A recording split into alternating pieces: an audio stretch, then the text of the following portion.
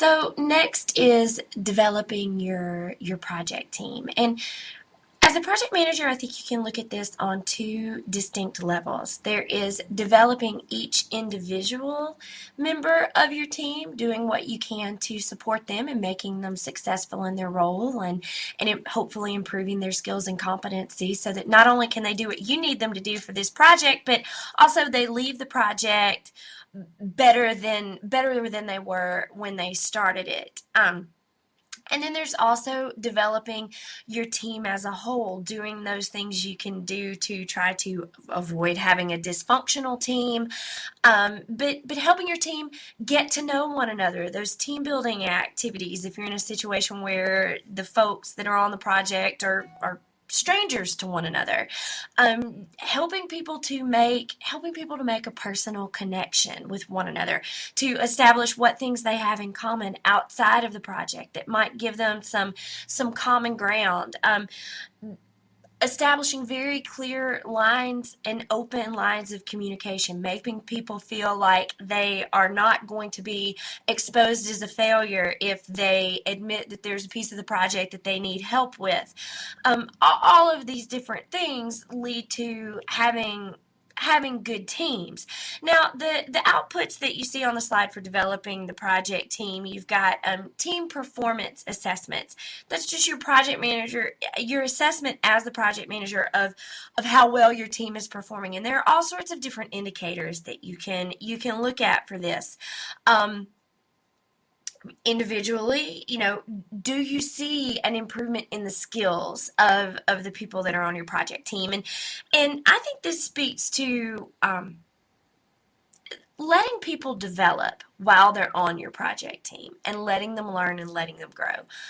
I can certainly say that one of the hardest things that I deal with as a teacher, and this is outside of project management, but I certainly think the same concepts apply, is crossing that fine line between helping a student do their work and helping them learn how to think and learn how to grow and develop in their writing skills and their thinking skills when they come to me and ask for help, as opposed to simply doing work for them, which doesn't really serve a purpose. It's beyond the scope of what I should be doing, because I should be focusing attention elsewhere. But it's also doing a disservice to the student, because to some extent you have to let people grow. You have to let people go through a period when they are frustrated. They're frustrated with you. They're frustrated with themselves because they don't understand something. But then that moment of realization hits where all of a sudden the understanding takes place, and then they've learned and grown and developed as a person, and that's where the reward is.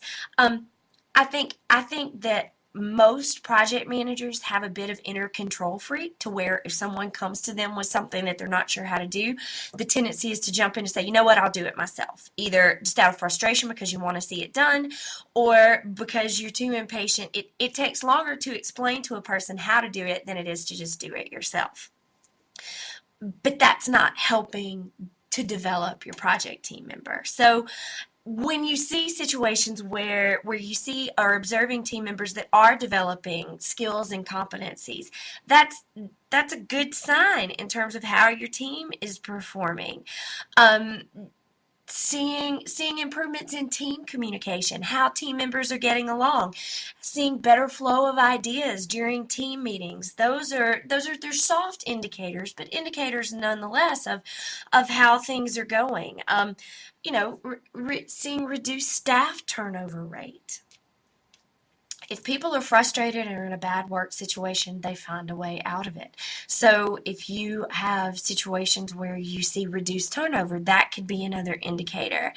All of these different things are examples of assessments of team performance. The other output, enterprise environmental factor updates. From a truly HR standpoint, if you've got people on your team that are developing skills and competencies, maybe they've they've attended classes, they've gone through some sort of training, and your organization keeps some sort of human resource database, or maybe it's even a PMO that's keeping a skill set database, so that, say, at some project in the future, they need a programmer who can program in Java. Well, if you send a team member to Java training so that they could develop that competency so that they could do work for your project, then that information needs to be added to that database so that folks further on down the line know that employee has developed that skill. That should feed positively into their performance appraisals that they are working to develop in their role, and then it also will be helpful for the organization to know that moving forward with the types of things that they assign that person to do. So all of those things,